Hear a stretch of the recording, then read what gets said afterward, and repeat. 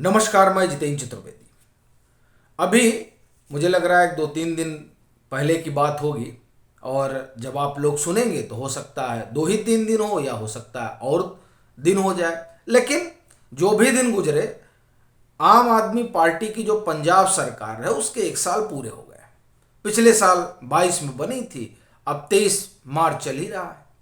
तो उन लोगों ने अपने खूब पीठ थपथपाई और बड़े गदगद होकर कहे कि साहब हमने तो 1 साल में पूरा उलट पुलट कर दिया और ऐतिहासिक काम किया। हालांकि जब वो इस तरह की बातें कह रहे थे, सरकार के नुमाइंदे, सरकार के अगुआ, तो जहन में 2-3 सवाल और भी उठ रहे थे। और दरअसल उन सवालों का सीधा संबंध जो इस समय पंजाब में घट रहा है उससे है। इसलिए पहले उन सवालों पर बात करते हैं, फिर जो कुछ चल रहा है उस पर आते हैं। एक तो यही कि जब पंजाब की सरकार ये कहती कि साहब हमने ये जो 365 दिन काटे, इसमें जनता के लिए हमने खूब काम किया, तब जहन में ये बात उठती है कि साहब ये सिद्धू मूसेवाला का जो मामला हुआ उसे किस तरह से देखा जाए। क्या उसे कानून व्यवस्था की लचर स्थिति से जोड़ा जाए? और फिर सवाल यह भी उठता है कि जिस तरीके से रॉकेट लॉन्चर दागा जाता है खुफिया एजेंसी के मुख्यालय पर, इस घटना को कैसे देखा जाए? क्या इसमें भी लॉ एंड ऑर्डर को एक तरफ रख दिया जाए? और यही नहीं, पिछले 1 साल में जो खालिस्तानी एक्टिविटी और आप ये कहें कि जो उस तरह की उनके जो समर्थक और उनकी जो तमाम निशानदेही हुई, जिसे लेकर खुद भी आप देखें पंजाब सरकार गई भी, अभी भी गई, और जो पहले वाली सरकार थी वो भी गई, क्योंकि उनकी भी चिंता, जब कैप्टन मुख्यमंत्री थे तो उनकी भी चिंता ये थी खालिस्तानी एलिमेंट सर उठा रहे। तो दरअसल जब नई सरकार आई, तब नई सरकार जब अपने को शाबाशी दे रही है, तो उस शाबाशी के दरमियान क्या क्या चीजें हुई, ये तमाम बातें तो उठती ही है।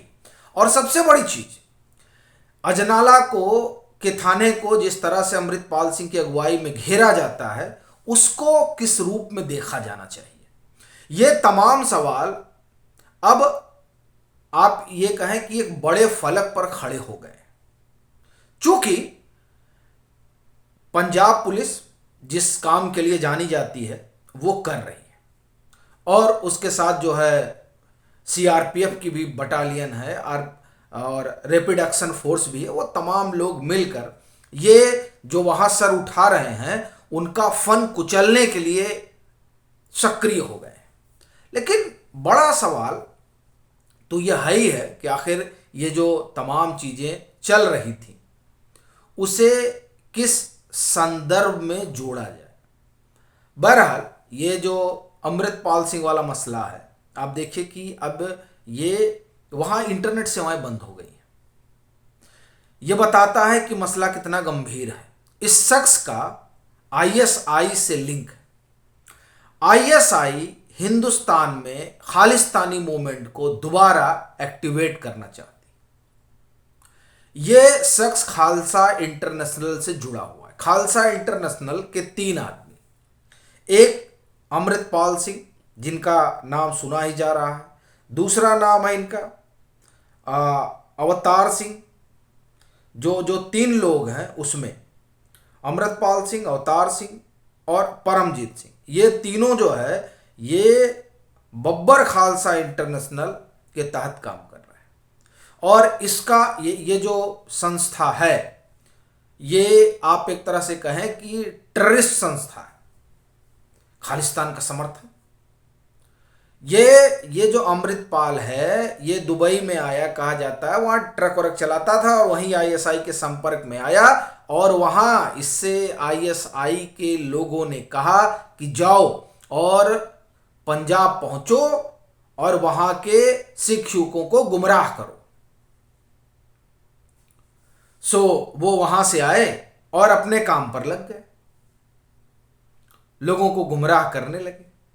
अब बड़ी चीज ये है कि आप देखें अजनाला की जो घटना है वो बड़ी घटना थी। फिर जो अमृतपाल सिंह का बड़बोलापन है वो आपने सुना ही होगा। अगर आपको ख्याल नहीं है तो आपको याद दिला लें, उन्होंने इंदिरा गांधी का हवाला दिया कि वही हाल जो है अमित शाह का भी किया जाएगा।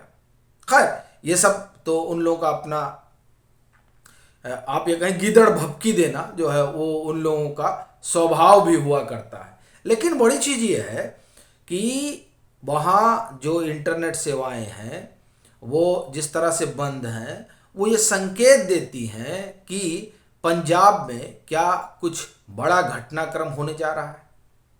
ये सवाल इसलिए खड़ा हुआ है क्योंकि ये बात तो ठीक है कि स्थिति जो है वहाँ नाजुक तो बनी हुई है ही है, क्योंकि ये जो सोशल मीडिया का प्लेटफॉर्म है वहाँ पर इनके कई समर्थक हैं, और जो लोग पंजाब से जुड़े हुए हैं, पंजाब में इस पूरी गतिविधियों को देख रहे हैं, वो लोग कह रहे हैं कि इस तरह के ढेर सारे पेज एक्टिव हुए पिछले 1-1.5 साल में, जो लोग इस सेंटीमेंट का समर्थन करते हैं।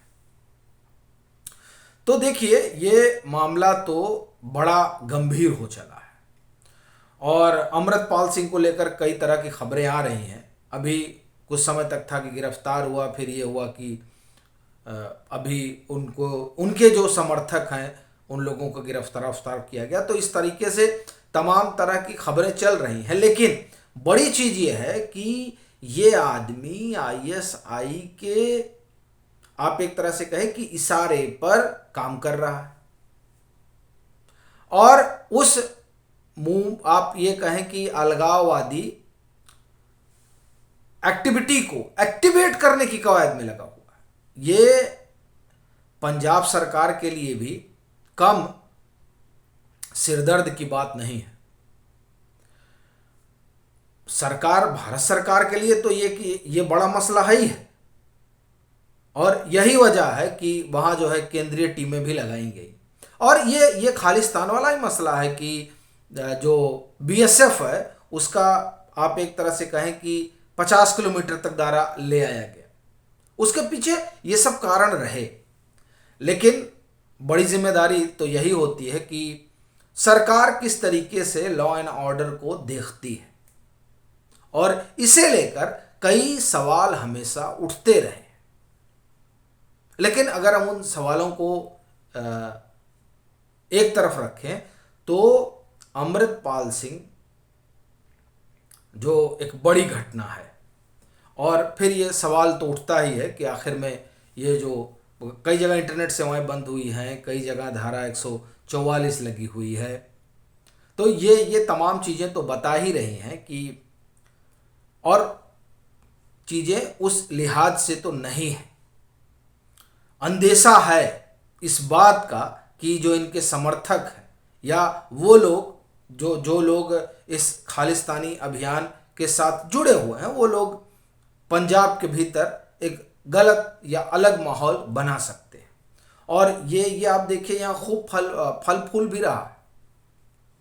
पहले से ऐसा नहीं है, पहले से ही सब तमाम चीज़ें चल रही हैं।